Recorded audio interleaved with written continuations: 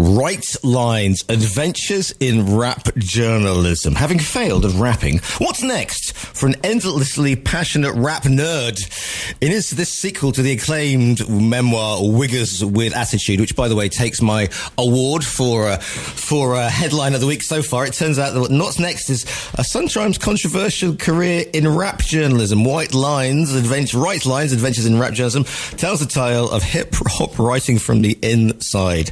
A small matter of death threats to interviewing Lauryn Hill when she's in the shower, to calling Jay-Z something to his face, to letting a notorious rapper sleep in his bath. It's all in the blue book by Andrew Emery. Delighted to say that Andrew, do we call him MC Emery, joins us live on the line from his crib somewhere in LA, I imagine. Andrew, good morning to you. LA by way of Leeds in West Yorkshire. It's a real pleasure, Giles. How are you? Yeah, I'm very good, and yeah, I can see the Lamborghinis, the pimped out cars behind you, the girls in the hot tub. It's you're just throwing those dollar bills down, man. Yeah, I've blurred out the background, so I don't want to be too ostentatious. the gold frame mirrors and all that. You know what I mean? It's like. Now, I interview a lot of rock journalists, okay, and that can be on the wild side. K-pop journalism, very easy to do, very safe. Rock journalism can be interesting depending on what time of the day it is. Rap journalism, it's like it's from the front line, Andrew. How on earth did a nice chap like you from Leeds end up in rap journalism? Listen, I always wanted to be a writer. And the first thing I wanted to be was a rapper. And, my last book was all about how bad I was at that. Failed attempts at record deals and shows. So what's left to do when you've exhausted all those possibilities is write. So yeah, I just started writing for the Emery when I was just out of university, sending in reviews, hoping somebody would listen to me. And then, ended up becoming a writer for Hip Hop Connection, which is the world's first ever rap monthly. And like you say, it's not always safe. Yeah. What time period are we talking here then? Because obviously rap goes through various incantations and whatever. Are we talking sort of early days with Wu-Tang Crew and Biggie Smalls and Busta Rhymes and all that lot? Or are we talking that late 90s period? Yeah, I think I started writing for Hip Hop Connection in around 95. Right. I went through to about 2009 with them before it folded. So, yeah, I had a few encounters with the Wu-Tang Clan.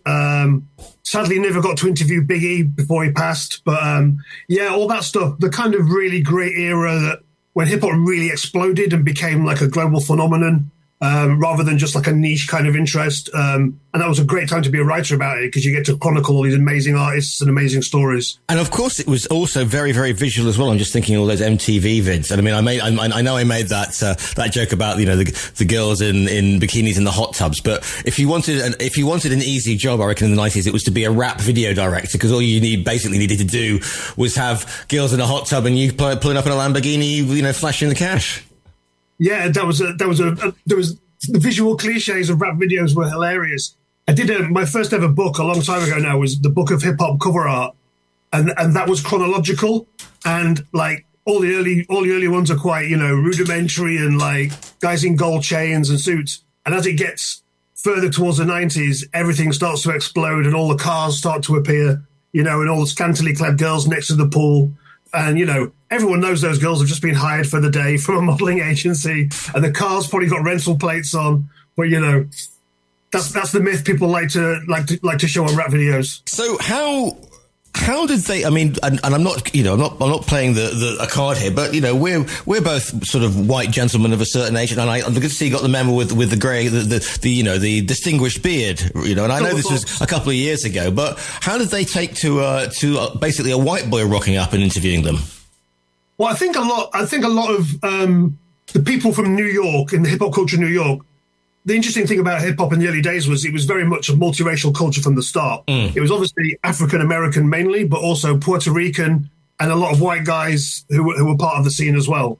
So it wasn't unusual for US rappers to encounter white journalists, and I think also because because of historic racism, a lot of writers are white. A lot of people in journalism are white. There's a lot more opportunities now for black people. And people from all nations to get involved in journalism. But back then it was very still a white person's club, and I'm happy that's changed.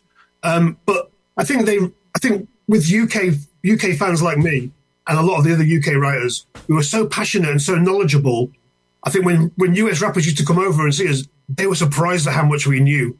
You know, we knew their obscure releases from before they got famous, and they're like, "Whoa, you know about that?" And it's like, yeah, because we were starved of the culture in the UK for so long, we had to take what we could get. And remember, that really helped the barrier as well. In the nicest possible way, Andrew, you know, all writers, and I class myself as one myself, we're a bit nerds, aren't we? And the rabbit holes. I mean, we are the sort of kids who would go off with the Encyclopedia Britannica for a day and come back. So when we get into something, especially when it's a music genre, and you're somewhere in the Midlands or the north of England, and there's not an awful lot to do, then you will become experts on the West Coast for the East Coast rap scene. Yeah, I'd buy records and I'd look at the liner notes on the back, and I'd be like, who are all their friends? Who produced this? Right, and then I need to find something. This is in the pre-internet era where you had to do research in record shops. And so you'd go to like 10 record shops in a weekend and be like, I want this one record. And you find that, and that takes you down another rabbit hole. And that's it. And that really fueled my passion, you know, record collecting, meeting people into the same stuff. I mean, I met most of my best friends in record shops. You know, that's the culture I grew up in, you know, digging for records. And of course, let's not beat around the bush here. By the majority, although people will go, oh, rap, it's all about people shooting each other, but absolutely not. If you look at the work of people like Ice-T, and you look at Ice Cube, and you look at Guru, for example, from Gangstar, highly intelligent people writing about, I mean, especially Guru, rest his soul, writing about social issues. Yeah, I was lucky enough to meet Guru in New York a couple of times in the studio, and I think that's it. I mean, there is an awful lot of rap that is about shooting people and about drugs, but that's often a reflection of the economic realities of where people come from. But hip hop is like so huge in breadth and scope. You know, like I was listening to a record yesterday by a rapper called Aesop Rock, and on that he's talking about drawing pigeons. He's talking about going to a gallery and looking at the works of Da Vinci. He's talking about AI. You know, rap has so much to say because it has a lot of lyrics in it. You know, your average pop song might say a lot with a little, but rap songs often have like 70, 80 lines of lyrics. So there's a lot to express, a lot of ground to cover. And I think, you know, once people dig into rap and find what's really there, there's a whole kind of world of content out there. And coming from sort of that 80s scene into the 90s, during the 90s we also saw, sadly underrepresented, but we saw female rappers coming on. And I'm thinking, you know, Missy Elliott, Lil' Kim, beloved by chauffeur drivers everywhere. And I once interviewed a chauffeur who said there was one person they didn't like having in their car. It was Lil' Kim. And the second one was, and also Lauryn Hill, and obviously with the Fugees, who became, you know, huge international artists. Yeah, massive. And, you know, it's a good time to talk about female rappers. It's International Women's Day today. And some of my favorite rappers are females. You know, I had the privilege to interview Missy Elliott in Puerto Rico. I got very few trips in my career that I didn't pay for myself, but this one I got flown out, got put up at a very plush hotel, interviewed Missy Elliott. She was wonderful. And then when I got home, I realized my dictaphone hadn't worked. And I had no. But luckily, 3 female journalists who I traveled with came to my rescue and shared their work with me. So that was good. And Lauryn Hill as well. She was like a phenomenon. And I think people, because it's so long since she's put records out, people don't realize how huge the Fugees were and how huge she was. And I once interviewed Lauryn as well. I was at my mum's house in Leeds. She was at her house in America, and she wasn't picking up the phone when I started calling her. Eventually, she answered, and there was lots of background noise, and it turned out she was in the shower. Right. So we conducted the interview, a naked Lauryn Hill soaping herself whilst I sat in my mum's. This is an era before smartphones, everybody. Before you start before you start phoning in and saying get him off the air right now. But it would have been nice. It would have been nice to be able to zoom Lauryn Hill when she was in the shower, but that was not possible at the time. Yes, indeed. Let's move swiftly on. But again, this goes to the point as well. Is that whole idea of all rappers being hard to deal with and standoffish. As you said, Missy Elliott was good with her time. And I know that you had a run-in with Jay-Z, but if you think about him or P. Diddy, Daddy, whatever, as Ben Stiller's famously said, whatever you call yourself, they've taken, if you like, control of the music industry. Because one of my bugbears about rap generally is the people who are making a lot of money out of it used to be record executives who tended not to be African American or or British Caribbean or whatever, and as a lot of young artists had to go down that I'm a gangster even if they were from Huddersfield, and it's a self-perpetuating myth, and it doesn't give young people that opportunity to get out. That's why Stormzy's so relevant, because he's not talking about shooting people, he's talking about bettering yourself. And so the image self-perpetuates itself. But if you look at somebody like Jay-Z or Diddy, who built huge business empires on the back of this, showing that they are highly intelligent people. Yeah, they definitely are. And someone also like Damon Dash at Rockefeller, who worked with Jay-Z, these guys built entire empires. And I think the pioneer of that was a guy called Andre Harrell, who was in an 80s rap group, but then went on to run like major rap labels. And he brought Puff Daddy through as well. He helped nurture his early career. And it's been a really good thing in hip hop to see the kind of move away from these old kind of white music moguls controlling the culture to being like young African Americans and in England, British Caribbeans. And I think that's really helped hip hop grow. And it's also helped hip hop reflect itself more. Like the UK scene is so much more interesting now than it was when I was growing up, because no one's trying to be a US gangster rapper in the UK. They're reflecting more about, where they're from, whether it's Tottenham, whether it's Leeds, The other thing is the technology has changed somewhat from those sort of Warren G days and that stuff in the early 90s. And now, again, with your iPhone, with your handheld device, you can put together, and you can put together a rap track, you can put together and get it out there. But again, it just goes to show that the people who are talented are really, really talented, because there are like millions of rappers out there, but we only know a couple of them. That's it. I think it's become more democratic in a way. Back when I was trying to be a really, really terrible rapper, you had to go and hire a music studio and try and hire an engineer and all this. Now you can do it on your phone. And I think that really opens up, and things like TikTok as well, platforms like that have really democratized hip hop. And, there's a lot of rubbish out there on those channels, but there's also some gems. And, usually, the real good stuff will come through, will get people noticed. And I think, there's already been careers built off the back of TikTok. There's already been careers, as there was in the MySpace days, when all that. And technology has constantly helped, underground artists to get noticed.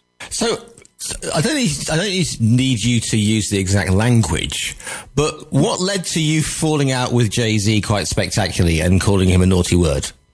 So at the time, there was a big kind of rift in hip hop between the underground people who really liked hip hop the way it was, and then there was the kind of shiny suit rap, which you kind of alluded to, the cars and stuff like that.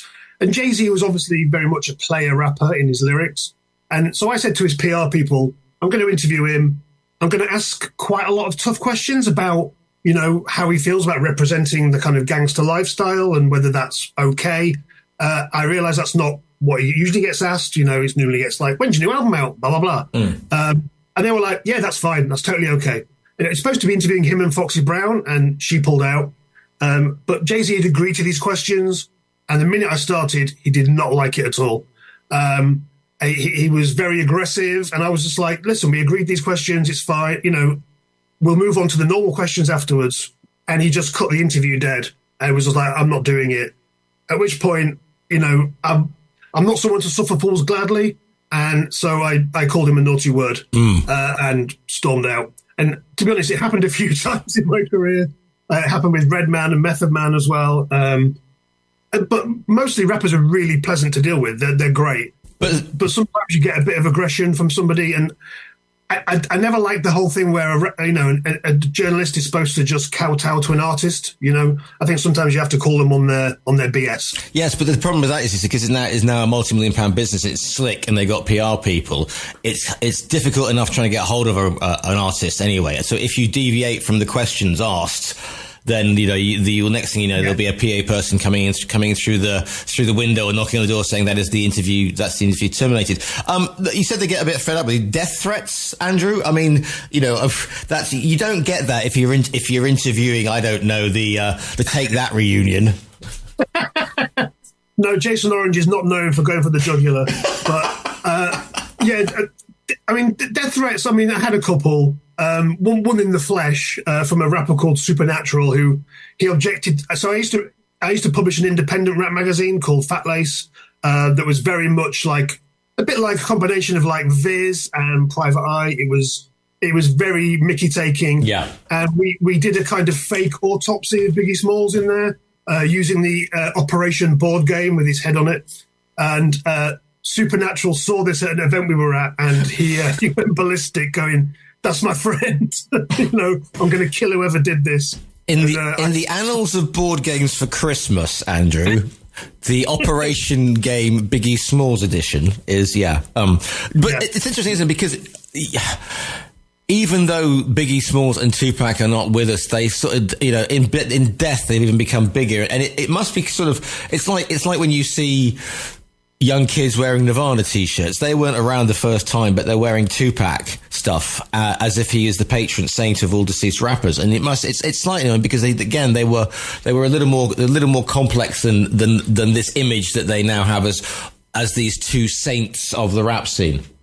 That's very, very true. Yeah, they were complex individuals with good sides, with bad sides. Any listen to like their lyrics. Some of it's very inspiring, some of it's very depressing and very troubling and, sexist, homophobic. Where do you want to go with that? And I think, there's a tendency to put somebody on a T-shirt and make them into a hero for all time, and that never really tackles the complexities of their life. Well, where do we stand, though, on again, International Women's Day, misogyny, some of the language being used? I mean, a lot of the language has come into pop songs. I have a particular bugbear because I play music, and there'll be an Ariana Grande or whatever, and they'll drop an F-bomb in there, and you're thinking that's just stupid because you're not street, you're a Disney musketeer or whatever on earth you will, and you're just trying to show a rap background that you never really had. Now, rap is an intelligent art form. There are presumably it's realized, the intelligent ones have realized the mistakes they've made and are trying to get away from that whole sort of mid-90s image. Yeah, first and foremost, I think rap gets a lot of kind of negative attention that other musical genres don't necessarily get.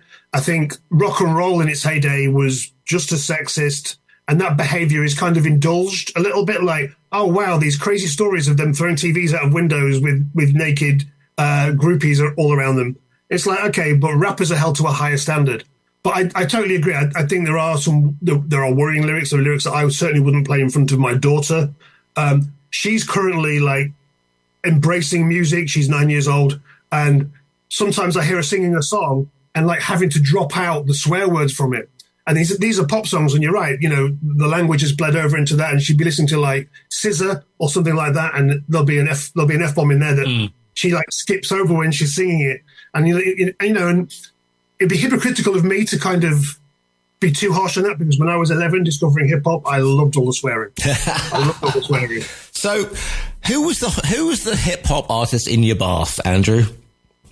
In the bath? Yeah. LL Cool J. LL Cool J. Yeah, he was my man. He was the first guy I really adored as a rapper. Oh yeah. I had a Denman hairbrush, and I would stand in front of the mirror when I was 11, 12, trying to do all his lyrics. And back then, when you're 11, 12, you can remember everything. So I knew every lyric, before obviously discovering age and alcohol. And, those things have gone now. But yeah, LL Cool J, because he was everything. He was good looking. He was charismatic. He made brilliant records. He was a sex symbol. Great actor as well. Any given Sunday, it really opened my eyes to him as an actor. Yeah, brilliant. And, that's one of my regrets. There's 2 or 3 people I've never interviewed in life. And he's definitely like the one that got away from me. So, what do you hope then that people? What would you say was the highlight then? I mean, apart from Puerto Rico with Missy Elliott, that's going to be quite fun. Yeah, that was up there. To be honest, the highlight for me was doing my own magazine, and I mean, we gave Eminem his first ever cover story in his career, which was a real note of. We're really proud of that, really. I've not loved all his music ever since, but we were very early on him, and I was really proud of that. And I've maintained a relationship with Eminem's manager ever since, because he's very grateful that when he wasn't known, we put him on a magazine cover. So that was a real highlight. But for me, it was just going to New York. New York is the mecca of hip hop, and it's been really great to me to see hip hop go worldwide. And it's no longer the home of hip hop, but it was in the 80s when I started going to New York, and just like throw myself into the culture, going to late night clubs, interviewing rappers, going to radio stations, going record shopping in the day. That was a real part of my life that I'll treasure forever. A good friend of mine, and good morning, Adrian, he had a company in Detroit, and they had this young white guy who walked in one day and said, I'm going to go off. Sorry, boss, I've got to go off. I want to follow my music and go off and do. And Adrian said, okay, well, go for it. Good luck. And that young man was Eminem. Wow.